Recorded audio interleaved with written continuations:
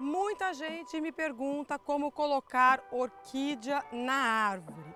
A primeira coisa que você precisa aprender é que orquídea gosta de árvore e que árvore aceita ter uma orquídea de vizinha. Se a árvore tem casca que solta com facilidade, como a da jabuticabeira, por exemplo, ou a do eucalipto, é uma péssima ideia, porque pode ser que com a casca descolando, a planta também caia.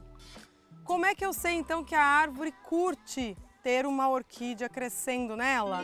Eu vou observar as árvores que eu tenho para escolher, se nasce alguma coisa nela, se já tem uma plantinha trepando, se tem musguinhozinhos, se tem samambaia, bromélia, às vezes outras orquídeas ou até uma mudinha de uma outra planta se desenvolvendo rente ao tronco. Esse é um bom sinal de que ela não tem tanto tanino na casca.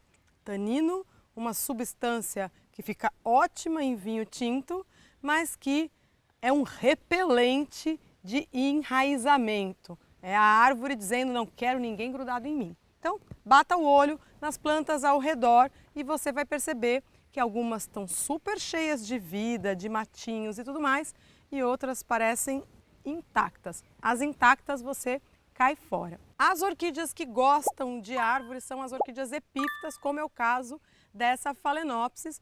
Para saber melhor que orquídea prefere crescer no chão e que orquídea prefere crescer em árvore, eu te convido para participar de 2 aulões gratuitos que eu vou dar dia 6 e 7 de maio.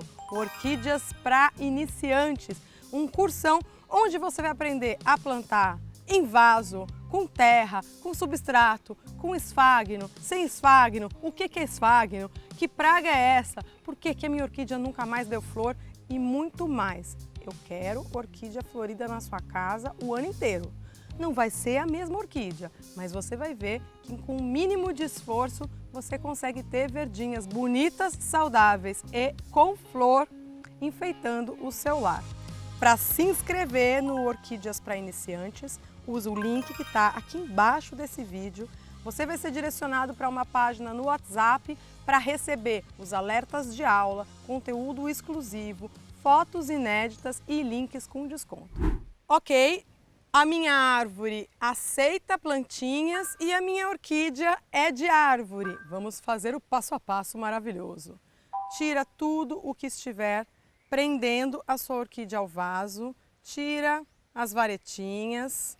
É melhor fazer isso com orquídea que está sem flor, ou como essa Phalaenopsis aqui, ó, que está praticamente sem flor. Então eu já vou tirar a planta do vaso, dou aquela apertadinha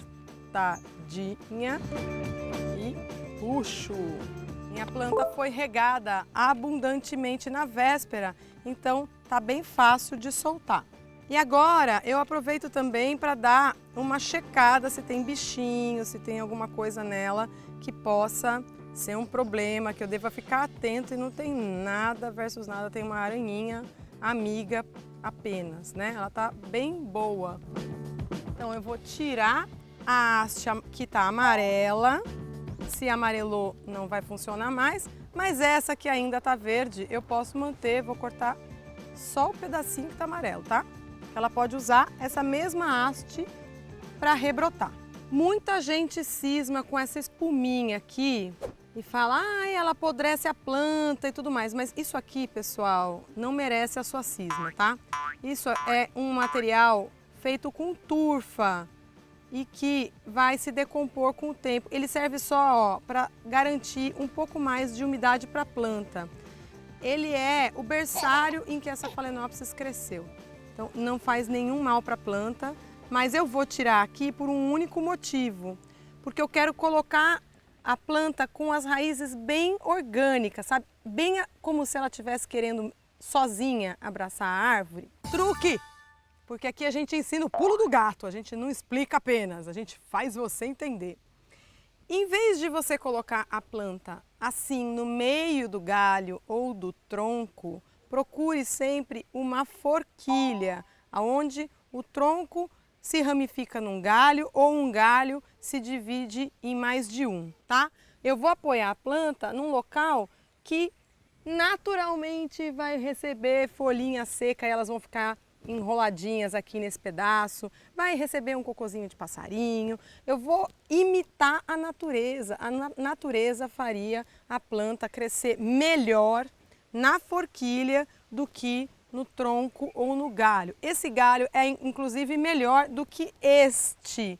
O vertical é mais difícil de prender coisa do que um galho horizontal. É para favorecer o desenvolvimento dela e que ela receba essa adubação natural, porque sim, a natureza aduba, não é só eu e você com o pulverizador. A planta vai receber matéria orgânica que vai se decompondo nessa meiuca, então vamos facilitar. Algumas pessoas colocam a orquídea presa junto do vaso plástico, nem preciso falar que fica horrível. Mas o que eu mais quero te dizer é que não ajuda no crescimento, ela tem que ficar driblando o vaso para achar o tronco. É bem complexo isso para a planta.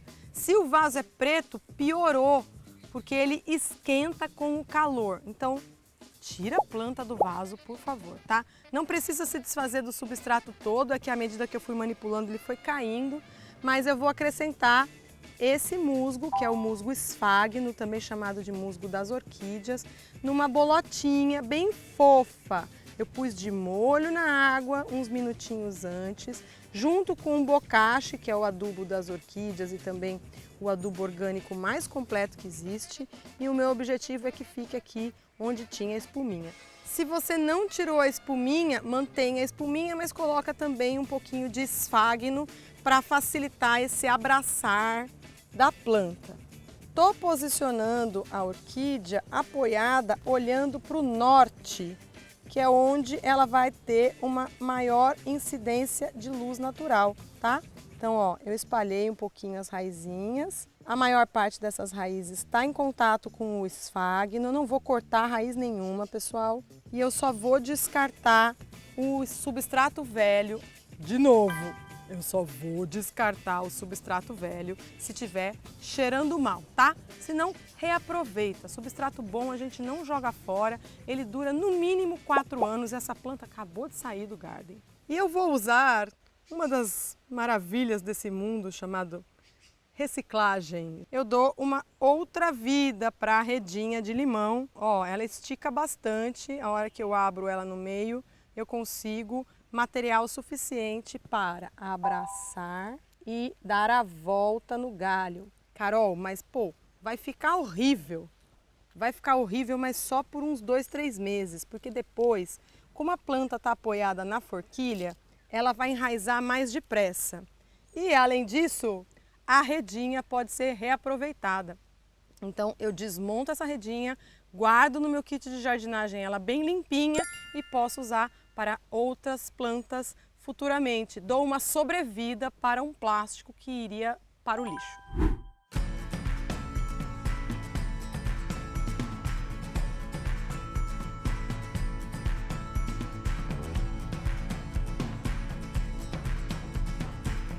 Aí, se for preciso, você pode colocar um pouquinho mais de esfagno para completar e deixar a planta úmida nesse processo inicial até que ela enraize, tá? Quando eu sei que eu posso tirar a redinha? Quando você notar que tem raiz grudadinha no tronco. Aí você faz um teste, tira com cuidado e vê se ela não cai. Se o esfagno cair, não tem problema. A questão só é a redinha acabar derrubando a planta junto. Então, tira cuidadosamente e vê. Enraizou? Vida que segue. Aqui eu estou usando o esfagno como uma ferramenta para ela enraizar. A partir do momento que ela já enraizou, ela não precisa mais, ficou mocinha. Mais um truque que você talvez não tenha percebido. Eu dei uma inclinadinha. Prendi a planta de um jeito que ela não está espetada que nem ela estava no vaso. Ela está inclinadinha para frente, voltada para o norte. Reparou? Por que que eu fiz isso? Porque na natureza, a planta tem uma certa inteligência. À medida que ela vai crescendo, você comprou ela assim no vaso, né? Mas à medida que ela vai crescendo, ela vai tombando para fora do vaso e fazendo um movimento que muita gente não entende e fica pensando que ela está pedindo um vaso maior. Mas, na verdade, a Phalaenopsis está querendo evitar que o acúmulo de água da chuva cause um apodrecimento nesse meiozinho aqui. Se você começar a notar Phalaenopsis velhas em árvore, Phalaenopsis que está plantada na árvore há 5 anos pelo menos, você vai ver que ela faz como se fosse um escorregador de água. Ela não fica voltada para cima como uma bromélia. A bromélia quer água no copinho, a Phalaenopsis não quer. A Phalaenopsis quer que a água molhe as raízes, mas passe e vá embora. Por isso, a planta vai se desenvolvendo e criando esse tombamento natural que eu forcei já no plantio dessa Phalaenopsis pequenininha aqui. Como aduba, como eu rego, quantas vezes eu rego, tudo isso vai estar bem mastigadinho e prático, ensinado de um jeito super divertido nos 2 aulões, dia 6 e 7 de maio, não perca. Traga seus parentes, traga crianças, elas adoram essas aulas, elas são super abertas, democráticas, é para todo mundo, principalmente para você que acha que tem dedo podre.